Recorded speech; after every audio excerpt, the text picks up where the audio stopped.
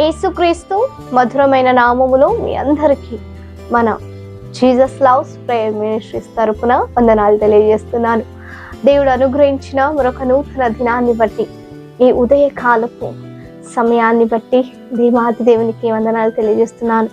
ఎంతోమంది ఈ యొక్క దినాన చూడలేకపోతున్నారు. ఇంకా అనేకులు ఈ యొక్క సమయాన వృధాగా ఈ సమయము వ్యర్థముగా పోగొట్టుకుంటున్నారు. అయితే దేవుడు మనల్ని ప్రేమించి ఈ సమయము, ఈ ఉదయకాలపు ఒక సమయము అత్యున్నతమైన ధన్యత కలిగిన ఒక సమయము, అది శ్రేష్టమైన సమయం అని దేవుడు మనల్ని ఎంచి తన కృపలో మనం భద్రపరుచుకొని ఈరోజు సజ్జలకలుగా ఉంచాలండి. ఆమె అందును బట్టి దేవాది దేవునికి మహిమ పరుస్తూ ఈ యొక్క దినాల దేవుడు మనకై ఏర్పాటు చేసిన వాగ్దాన వాక్యాన్ని మనం ధ్యానించుకుందాం. యెషయా రాసిన ప్రవచన గ్రంథం 60వ అధ్యాయం 15వ వచనం. నిన్ను బహుతరములకు సంతోష కారణముగా చేసేదను. ఆమేన్. దేవునికి మహిమ కలుగును గాక. అవును, మన జీవితంలో అనేక సందర్భంలో మనము ఆలోచిస్తాం కదా. సో మన తాత గురించి, సో ముందు తరముల గురించి, ಅಥವಾ మన పెద్దవాళ్ళ గురించి మనం ఆలోచిస్తాం. కొంతమంది మంచి సాక్ష్యాన్ని పొంది ఉన్నారు, ఇంకా కొంతమంది సో వారి గురించి ఇంకా మాట్లాడొద్దు అనే సాక్ష్యాన్ని పొంది ఉంటారు. అవును కదా. కొంతమంది గురించి మాట్లాడితే ఎంతో సంతోషం, ఎంతో ఆనందం కలుగుతుంటారు, ఇంకా వినాలి వాళ్ళ గురించి అని మనము వాళ్ళ గురించి అనేకులకు చెప్తా ఉంటాం. మా తాత ఎలా అంట, మా అవ్వ ఎలా అంట, సో ఇలా చేస్తున్నదంట అని మనము ఆనందపడుతూ, మనం సంతోషిస్తూ ఇతరులు కూడా మనము సంతోషంగా ఉంచాలని ప్రయత్నిస్తాం. అవును కదా. అయితే దేవుడు అంటున్నాడు, సో మనం ఎప్పుడైతే దేవుని సన్నిధానంలో దేవునికి విధేయత కలిగి, దేవుని యందు భయభక్తులు కలిగి, ఆయన చెప్పిన మాట వింటూ, ఆయన చిత్తాన్ని అనుసరిస్తూ ఆయన కొరకు జీవిస్తామో, ఆయన మన జీవితంలో చేసిన ప్రతి మేలులు ఆయనకు కృతజ్ఞతగా జీవిస్తామో, దేవుడు ముందు తరములకు మనకు సంతోష కారణంగా పెడతాడంట. మన గురించి ఇతరులు మాట్లాడుకుంటుంటే అది దేవునికి మహిమకరంగాను, ఇతరులకి సంతోషకరంగాను, ఇతరులకు సమాధానం ఇచ్చే ఒక విధముగా దేవుడు మనల్ని బ్రతాడంటండి. ఆమె ఎంత ఒక ధన్యత కదా అది.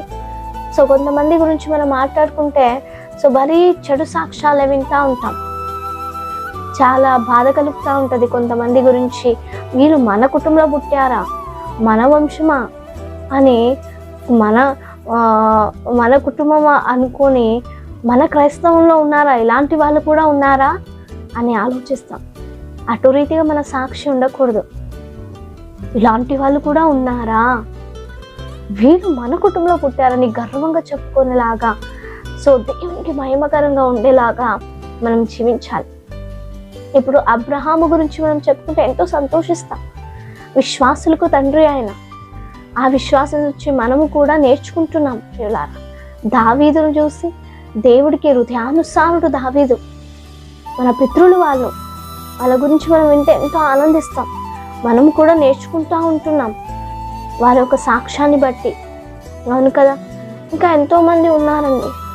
మనము కూడా ముందు తరములకు సంతోష కారణంగా ఉండాలి, కానీ బాధపరిచే విధంగాను, వాళ్ళని ఇబ్బంది పరిచే విధంగాను, సో మన సాక్ష్యాన్ని వినుటకు వాళ్ళకు అసహ్యం వేసే విధంగాను మనం సాక్ష్యం ఉండకూడదు. మనం బ్రతకకూడదు.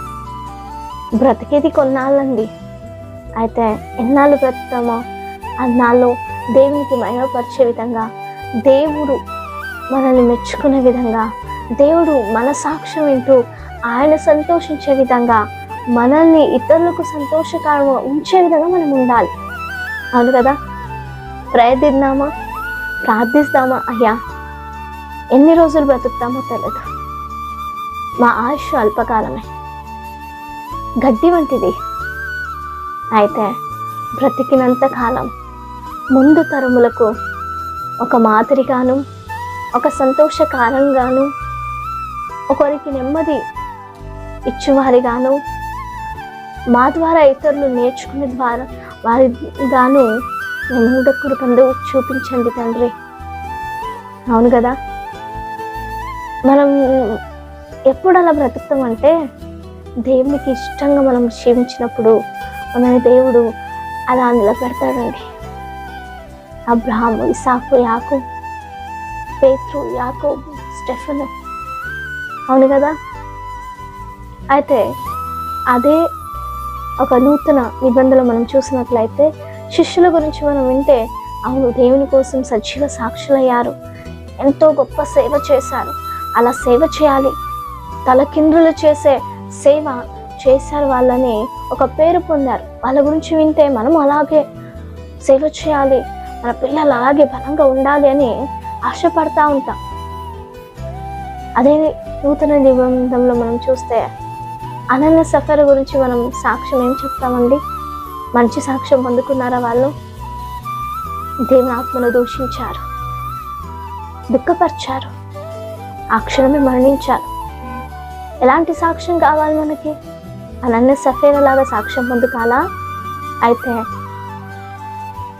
తలకిందులుగా చేసిన దేవుని వాక్యం గురించి ఉన్న పేతురు, యాకోబు కానీ స్టెఫెను కానీ ఇలాంటి వాళ్ళ సాక్ష్యం పొందుకాలా? ఎలా జీవిద్దాం? ఒకసారి ఉదయకాలాన్ని ఆలోచిద్దాం. మన గురించి ఎవరైనా మాట్లాడుతుంటే సంతోషంగా మాట్లాడాలి. ఆమేన్. అలాంటి బ్రతుకు అయ్యా నాకు ఇవ్వు తండ్రి, ఎన్ని రోజులు బ్రతికిన నీ నామ మహిమార్థమైన బ్రతుకులకు నీ కృపను చూపించయ్యా అని మనం ప్రార్థిద్దాం. ఆమేన్. మీ ఏ విజ్ఞాపన అయినా మాకు కామెంట్ ద్వారా తెలియచేయండి. మీ కొరకు మేము ప్రార్థించుకుందాం. పరిశుద్ధులైన గొప్ప తండ్రి, నీకు వందనాలయ్యా.